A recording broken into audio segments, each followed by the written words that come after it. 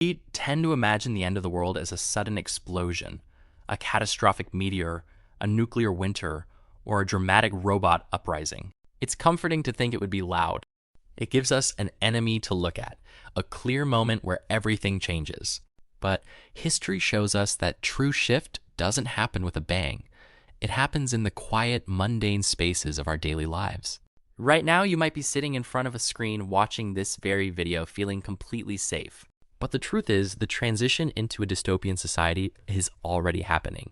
And it's so smooth, so incredibly comfortable, that we aren't just letting it happen, we're actively participating in it.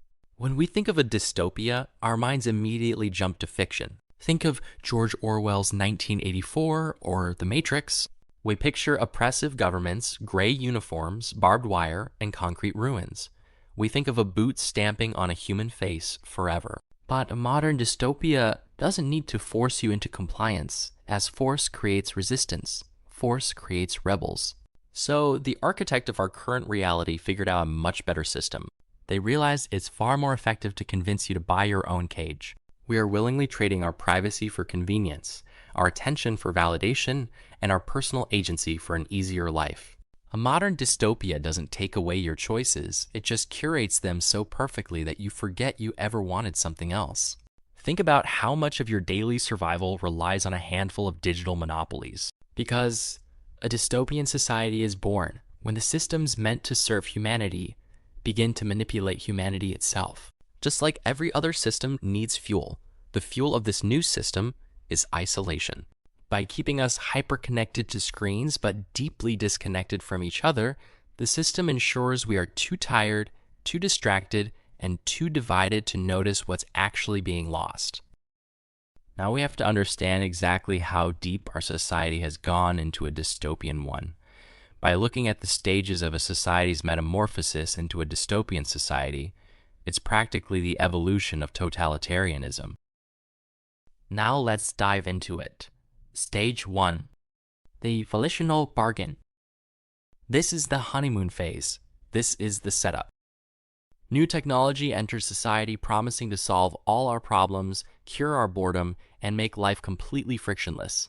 We gladly sign the user agreements. We don't read. We hand over our locations, our daily habits, our facial data, and our personal preferences in exchange for free apps and instant gratification.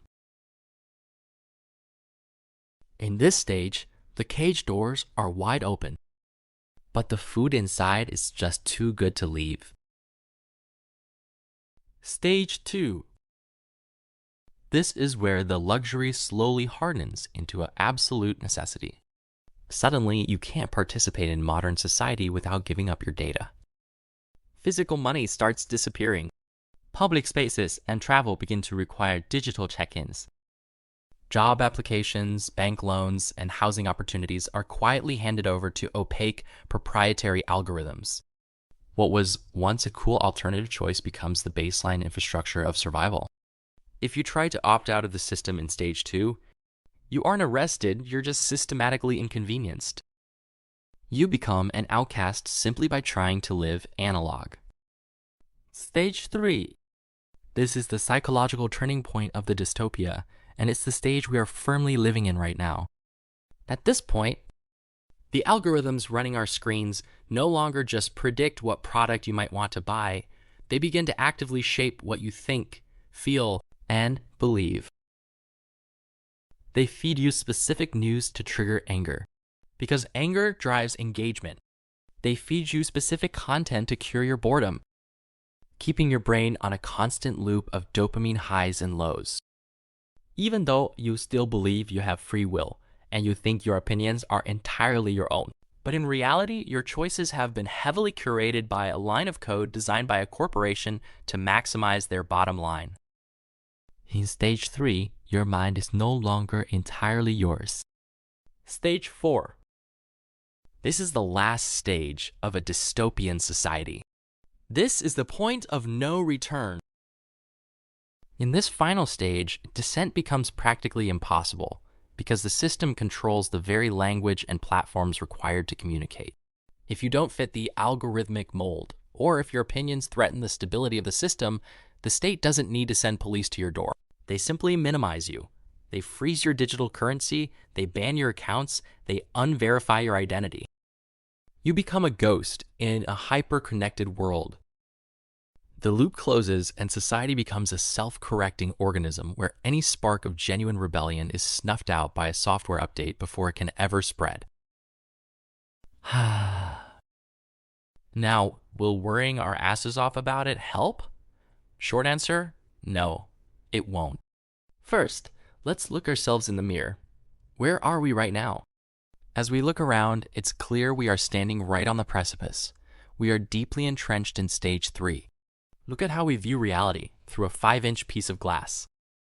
Look at how artificial intelligence is quickly being positioned to dictate our art, our journalism, our truth, and our human connections.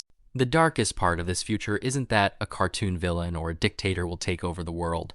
It's that we are actively losing the very traits that make us human: our ability to sit quietly in boredom, our capacity for complex nuance, and our genuine, unmonetized empathy for one another. So, how the fudge do we stop it? Well, at first we have to be more self-conscious.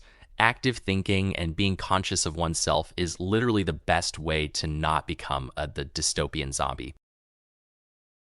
So the next time you feel the urge to mindlessly scroll, to feed the outrage engine, or to let a screen tell you how to feel about the world, remember that the most rebellious thing you can possibly do in a society that profits off your distraction is to simply look away.